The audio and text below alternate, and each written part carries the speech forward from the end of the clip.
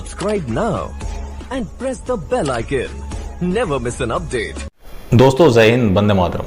सुशांत सिंह राजपूत की forensic report से related जो खबरें सामने आ रही है उसके पीछे जो सबसे बड़ा सस्पिशियस रोल है डॉक्टर सुधीर गुप्ता का।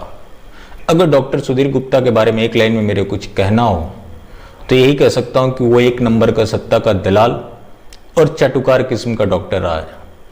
और उसको ऐसा करने पे कौन फोर्स कर रहा है, जो इस तरह की फर्जी बातें कर रहा, उसके बारे में भी आगे बात करेंगे।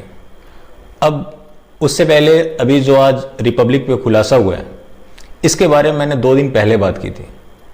मैंने एग्जैक्टली ये नहीं बोला था कि ऐसा बोला है, मैंने पॉसिबिलिटीज़ की बात की थी और आज वो सच हुई। उससे पहले दिशा सेलियान और सुशांत सिंह राजपूत का मर्डर लिंक है, वो मैंने 15 जून को बोला था और वो बातें सच हुई, क्योंकि हम अपने एजम्पशंस कर सकते हैं जो सिनेरियोज सामने दिखते हैं। हम कोई मीडिया घराने तो है नहीं कि जो हमारे पास सूत्र हो। अब बात आती है इसके काले करतूतों की। इसका आपने सुना होगा आरुषि हेमराज हत्याकांड। इसकी टीम ने रिपोर्ट बना कर दी कि उसके वेजिना में स्वेलिंग थे, मीन्स कि हत्या से पहले उसके साथ सेक्स हुआ था। और इसका दलील दिया इसके डॉक्टर जनक राज ने इलाहाबाद हाई कोर्ट में। जज ने फटकार लगाई क्योंकि इसने उसके पीछे तर्क ये दिया कि मेरे और मेरे पत्नी के बीच में भी ऐसा ही हुआ था, मतलब अपनी सेक्स लाइफ के बारे में बताने लगा। तो ये इस तरह के गिरे हुए और नीच लोग हैं।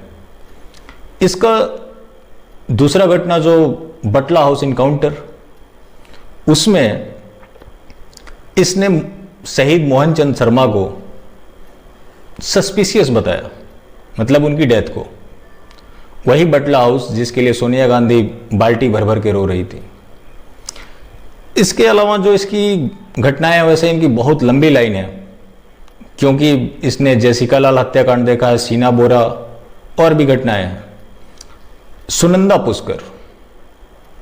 पुष्कर को इसने आत्महत्या बताया।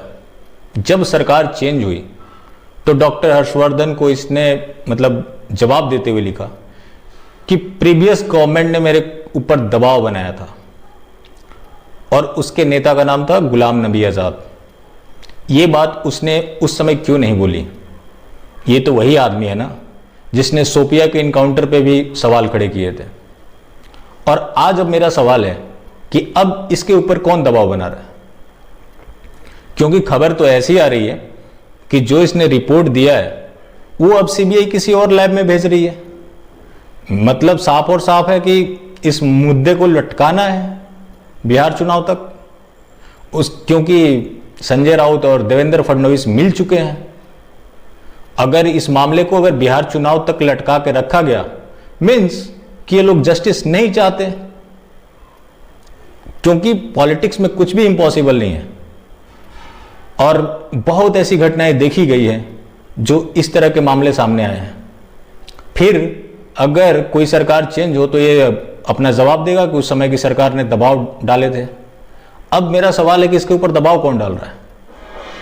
इस मामले में अगर कोई दबाव डाल सकता है तो बीजेपी डाल सकती है, और कौन डाल सकता है? सेंटर में कौन इस कंडीशन में है जो इसके ऊपर दबाव डाले? सरकार उनकी है। तो ये तो मामला कहीं ना कहीं सस्पिशियस है, और ये पूरी तरह से साजिश है, क्योंकि ऐसे मामले, इतने हाई प्रोफाइल केस, जो कि सुशांत सिंह राजपूत का मैटर कोई एक व्यक्ति विशेष का मुद्दा नहीं है, ये देश की आम जनमानस का मुद्दा है। क्योंकि हर किसी को लगने लगा है कि अगर इस तरह के मामले में न्याय नहीं होगा तो बाकी मामलों का क्या होगा। तो मेरे को तो कहीं ना कहीं साजिश की बू नजर आती है, क्योंकि उसमें भी टाइम लगेगा। वो अपना रिपोर्ट सौंपेंगे, वो क्या सौंपते हैं नहीं सौंपते हैं वो आगे की बात है।